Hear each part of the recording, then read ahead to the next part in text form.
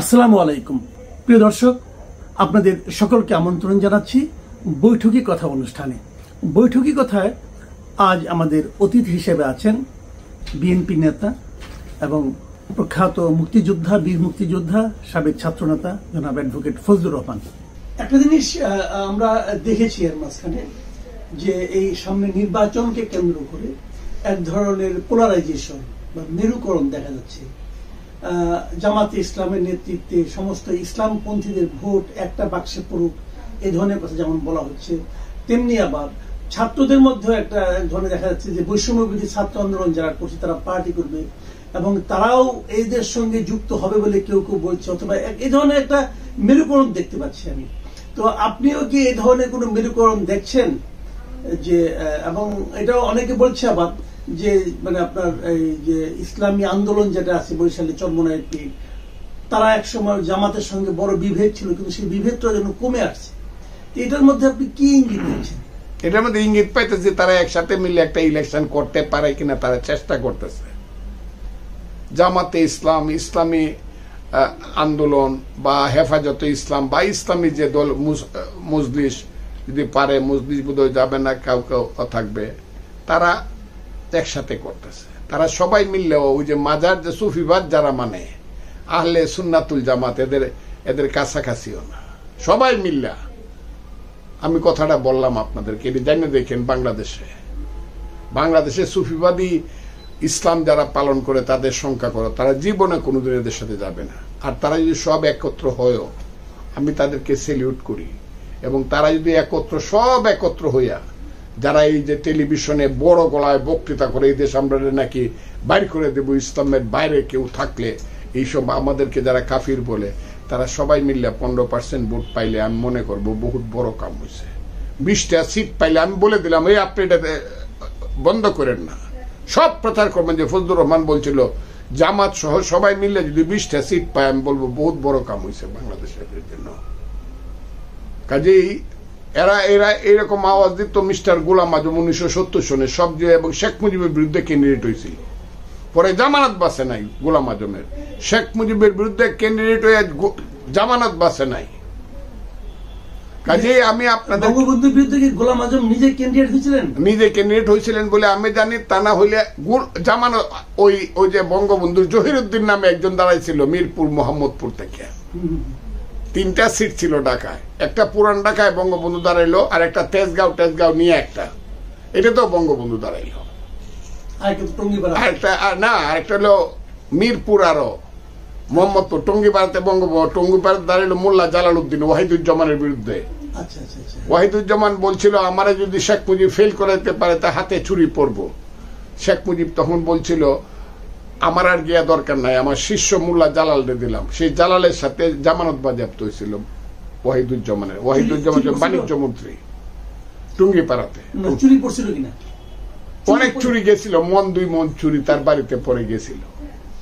কাজে গোলাম আজমদের কারো জামানত ছিল না 70-এর নির্বাচনে। আজকে যারা বাকবাকুম করতেছে, আমি বাংলাটা বাইর করছি, বাকবাকুম আজকে যারা করতেছে, আগে পাশ করে যারা মনে করে যা করে ওলিয়া উলিয়া হয়ে বা খলিফা হয়ে গেছে, ইসলাম জাহানের খলিফা যারা হয়ে গেছে, যারা মনে করে, তারা নিজের এলাকায় দাঁড়ায় দেহ কয় হাজার ভোট পায়। আমি চ্যালেঞ্জ করলাম, সিলেট তো ধর্মস্থান, হিন্দুদেরও ধর্মস্থান, মুসলমানেরও ধর্মস্থান, দুইজনেই মহামানব একসাথে আসছে। এক হযরত শাহজালাল মুসলমানদের জন্য আসছে লা ইলাহা ইল্লাল্লাহু মুহাম্মাদুর রাসূলুল্লাহ, হযরত শাহজালাল। আর ঠিক তার পাশে গোলাপগঞ্জে আরেকজন, নমস্তস্যই নমস্তস্যই নমস্তস্যই নম নম, কলির যুগের অবতার শ্রী গৌরাঙ্গ যাকে বলা হয় নিমাই। সেই ধর্মের দেশ সিলেট, সেইখানে কিন্তু অনেক মহামানবরা ওয়াজ করতে পারে নাই গিয়া।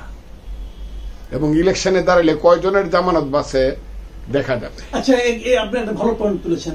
ইদানিং নানা রকম কথা শোনা যাচ্ছে যে শীতকাল, এখন নানা জায়গায় এরকম ধর্মীয় ওয়াজ মাহফিল হচ্ছে, ওয়াজ মাহফিলেও রাজনৈতিক বক্তব্য শোনা যাচ্ছে।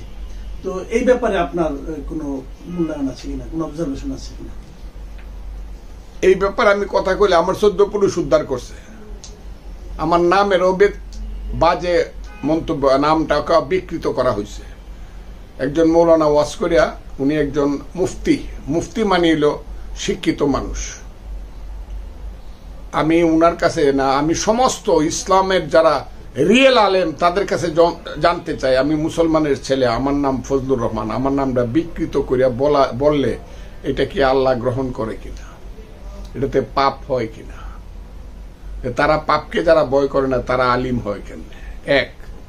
দুই, আমি একদিন বলছিলাম ভাই আমি ওয়াজ তো হবেই, ছোটবেলা থেকে ওয়াজের মধ্যে বসে রয়েছে, মিলাদের মধ্যে আমি তো ঘটনায় দুর্ঘটনায় সবসময় বাসায় মিলাদ পড়াই, না হলে হাইকোর্টের মাজারে মসজিদে টাকা দিয়ে দেয়, না হলে নিজের বাড়ির মসজিদে এই যে আমার ইমাম যারা কেনা ভাই আমার নামে আমার সন্তানরা যে আল্লাহ ভালো একটু মিলাদ পড়ো।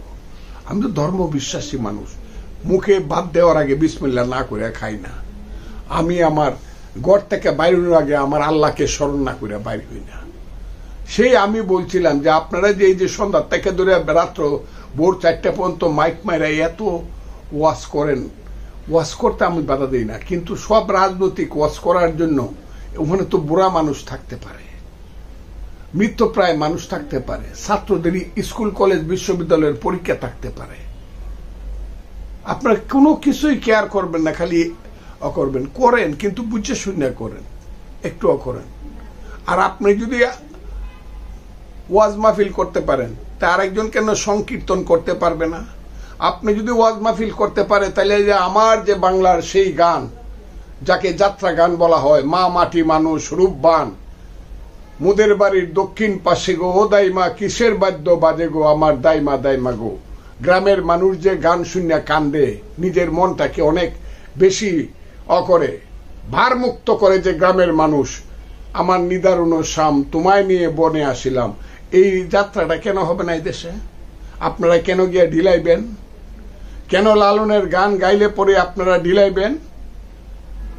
কেন আপনারা শাহ আব্দুল করিমের গান কোথাও গাইতে গেলেই গান গায় আমার মন রে বুঝায় মনটা তো পাগল পারা, আর কিছু চায় না মনে গান ছাড়া, গাইলে পরে আপনি ঢিলাইবেন গিয়ে কেন?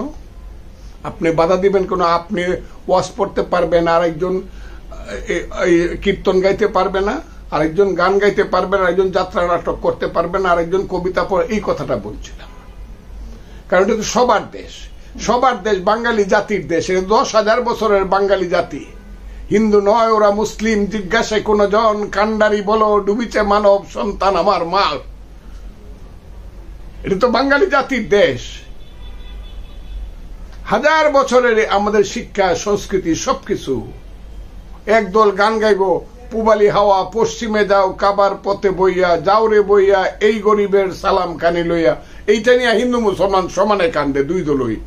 আবার আরেকজন গাইব, ভ্রমর কয় গিয়া শ্রীকৃষ্ণ বিহনে আমার অঙ্গ যায় জ্বলিয়া রে ভ্রমর, এইটা তো সবাই মিলে কানবো। তুমি বাধা দেওয়ার কে? ও তোমার কাছে বেহেশতের টিকিট আছে, আমারে বলছো তুমি আমি নাকি দুজকে যাবো, তো আমার টিকিটটা দিয়ে যাবে বাবা। ওনাদের কাছে বেহেশতে বলে গান গাইলে, আরে দুজকে নিব আর বেহেশতে নিব, যে আমাকে সৃষ্টি করছে উনি ইচ্ছা করলে আমার পাহাড় সমান হিমালয় পর্বত সমান পাপ মাপ করে বলতে পারে তোমাকে আমি জান্নাতে পাঠাইলাম। আর আপনি মৌলানা সাহেব, মা চিনবে না, বাপে চিনবে না হাসরের ময়দানে। যদি আপনি ইসলাম বিশ্বাস করেন, আপনি যাইবেন কিনা আগে হিসাবটা করে লইয়েন। আমার হিসাব আপনার করণ লাগবে না, আমার হিসাব আমি আল্লাহর কাছে দিব না। এইটা যে শুরু হয়েছে এই দেশে, সারা দিনে রাইতে রাজনৈতিক ওয়াজ করে তারা, কি এর লাগে? ভোট পাওয়ার লাগে। তা আমি কইছি আজারি সাহেবের মিটিং এ তো 15 লাখ লোক হয়। উনি তো একদম জামাতে ইসলাম, সবাই জানে উনি জামাতের কর্মী। আমি চাই আজার, ওনার বাড়ি নাকি যাত্রাবাড়ি, এই যে এখানে যাত্রাবাড়িতে ওনার মিজানুর রহমান আজারি, ওনাকে আমি সালাম দিলাম। দেখতে চেহারাটা এত সুন্দর, সুফি সাদি চেহারা ওনার। লাখ লাখ মানুষ ওনার বক্তৃতা শুনে, একদিনে 15 লাখ। উনি আমার খালি হয় নবী আর না হয় সালাউদ্দিন, যে দৌড় সালাউদ্দিন যাকে বলা হয় আপনারা যারা অকরে বলেন, কুটিল ভাষায় বলেন, ওর সাথে দাঁড়ায় দেখেন তো মৌলানা আজারি। আমি চাই উনি দাঁড়ায় 15 লাখ ভোট পাক। আমি চাই ওই যে আমার ভাই একজন জেলখানায় থাকতে ওনার ব্যাপারে আমি কত করছি, এখন বাইরে দেখলাম যে উনি, ওনার নাম হইল, ওনার বাপ কিন্তু খুব ভালো মানুষ ছিলেন, উনিও ভালো মানুষ, উনার নাম হইল মামুনুল হক, মৌলানা মামুনুল হক। মৌলানা মামুনুল বা মুফতি আজিজুল হকের ছেলে, বিখ্যাত ব্যক্তি। ইয়েস, উনাদের সম্মান আছে, সবকিছু আছে, কিন্তু মামুনুল হকও দেখা যাইতেছে যে উনার মতো করে উনি এই দেশে যে বক্তৃতা করতেছে অনেক কলজা কাঁপে উঠে। আমি চাই উনি একটা সিট থেকে দাঁড়ায় দেখুক।